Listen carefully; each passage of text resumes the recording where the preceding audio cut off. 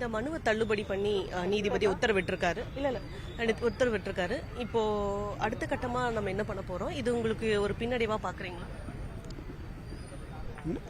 நீதிமன்றத்தில் பணியாற்றக்கூடிய வழக்கறிஞர்களுக்கு எந்த விஷயமே ஒரு பின்னடைவும் நாங்கள் எழுத மாட்டோம்.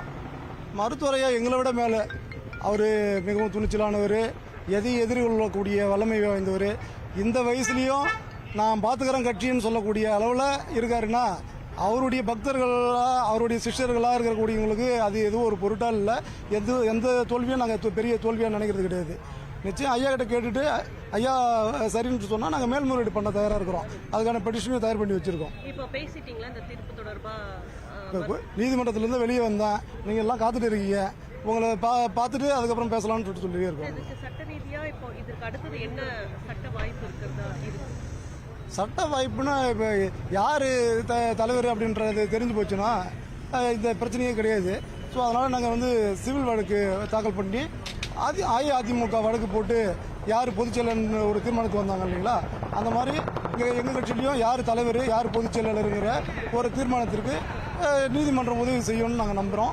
அந்த வழக்கையும் நாங்கள் தொடுப்போம். இப்போ அன்புமணி ராமதாஸ் தரப்புல பேசுறப்போ விதியன் 13 கீழே ஒரு பொதுக்குழுவையோ செயற்குழுவையோ மாநாடையோ கூட்டுறதுக்கு பொதுச் செயலாளருக்கு தான் அதிகாரம் இருக்கு, தலைமை தாங்க தலைவருக்கு அதிகாரம் இருக்கு அப்படின்றாரு. அவர் சொல்ல வர்றது நிறுவனருக்கு அதிகாரம் இல்லைன்றாரு. அதை நீங்க டிக்டேட் பண்றீங்களா இல்ல யாருக்கு அதிகாரம்? அவர் விதி எண் 13 பத்தி சொல்லியிருக்க மாட்டாரு. அப்படி சொல்லியிருந்தாருன்னா அவருக்கு விவரம் தெரியலன்னு அர்த்தம். விதி 15 தான் என்ன சொல்றாங்கன்னா தலைவர் எந்த கூட்டத்துக்கும் தலைமை ஏற்றுக்கலாம் அப்படின்னு சொல்றாங்க.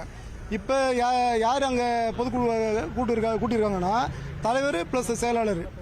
தலைவருக்கு எங்கே அதிகாரம் இருக்குது? தலைவர் ஒரு கூட்டத்துக்கு தலைமை ஏற்கலாம், அவ்வளோதான். கூட்டத்தை கூட்டுறதுக்கு தலைவருக்கு அதிகாரம் கிடையாது. ஆனால் 9/8/2025 மகாபலிபுரத்தில் பொதுக்குழு நடக்குதுன்னு நோட்டீஸ் கொடுத்தது யாருன்னு உங்களுக்கு தெரியும். இருவரும் கூட்டாக அது என்ன அதிகாரத்தையே கூட்டாக பங்கிட்டுக்கிறாங்களா? பயிலா அப்படி எதுனா சொல்லியிருக்கா? ஒன்றுமே கிடையாது. விதி எண் 15 இப்போ கூட்டத்துக்கு தலைமையேற்பது யாருன்றதை பற்றி தான் சொல்லியிருக்கு. விதி 16 பொதுச் செயலாளருக்கு அந்த அதிகாரம் இருக்குன்னு சொல்லியிருக்கு. இங்கே பொதுச் செயலாளர் இதோ என் பக்கத்தில் நிற்கிறாரு. பொதுச் செயலாளருடைய பதவி காலம் முடிஞ்சு போச்சு. 28/5/2025 அவங்களுடைய பதவி காலம் முடிஞ்சு போச்சு. தேவைப்பட்டா நீட்டிக்கலாம் அப்படின்னா விதி இருக்கு. அப்படிலாம் எந்த விதியுமே கிடையாதுங்க.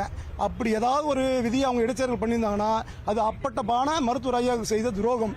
அந்த துரோகத்திற்கு உரிய பதிலை நாங்கள் நிச்சயம் தருவோம்.